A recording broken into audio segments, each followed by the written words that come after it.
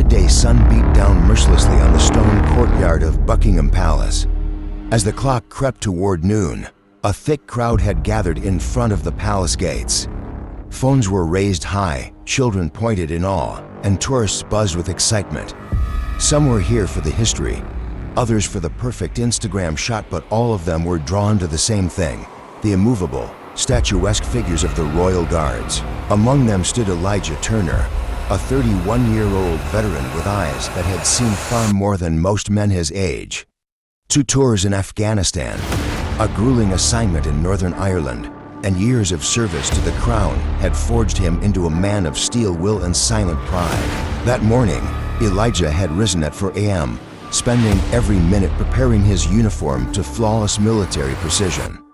Every button gleamed, every strap aligned like clockwork. He knew what this uniform represented: not just tradition, but discipline, history, and sacrifice. To the world, he was just another man standing still. But to Elijah, he was a living monument of dignity. But that day was going to be different. Staggering around the corner, bottle in hand, came a man with the kind of swagger that only money or madness could buy. Nathan Miles, 26, was an American tourist from Manhattan's Upper East Side, raised on privilege, shielded by his father's money, and fueled by the ego that came with it. Nathan was already deep into his 5th drink of the morning. He was wearing designer jeans, an unbuttoned silk shirt, and mirrored sunglasses that barely clung to his sweaty face. 3 equally drunk friends trailed behind him, laughing at every slurred word he muttered. "Yo, look at this guy," Nathan called out, pointing at Elijah. "Is he even alive?" Some in the crowd laughed nervously. Others looked away, uncomfortable. But Elijah remained still, unshaken, unreadable. Nathan stumbled closer. He took a selfie, then tried to mimic the guard's posture. "Come on, man, you can blink at least, right? Say something." Elijah's gaze stayed forward. His breath was steady.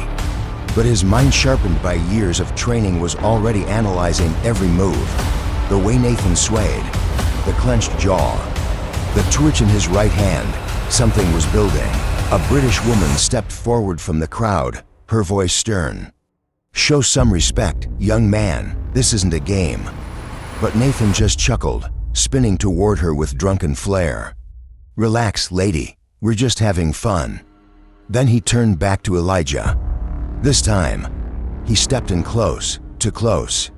Face to face with the guard, Nathan narrowed his eyes and said, "Still nothing?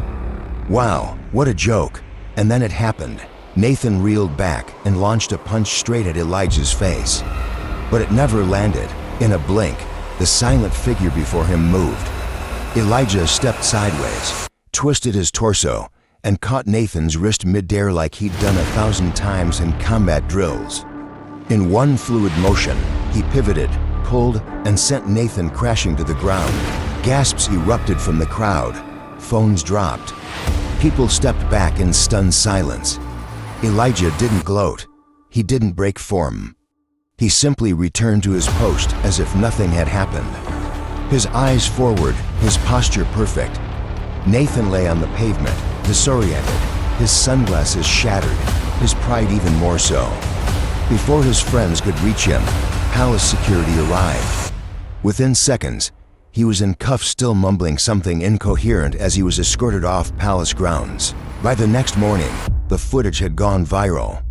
Royal Guard takes down drunk tourist with military precision. One punch, one lesson.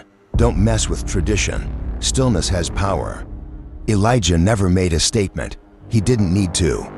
His actions had spoken louder than any words. A few days later, someone left a handwritten note near the palace gates. It read simply, "I'm sorry." Some believed it was from Nathan himself, sobered and full of regret. Others said it was PR damage control. But either way, one thing was certain. That day, a young man learned that respect isn't optional. And a royal guard reminded the world that silence doesn't mean weakness. What would you have done in Elijah's place? Tell us in the comments. And don't forget to subscribe for more powerful Royal Guard stories every single day.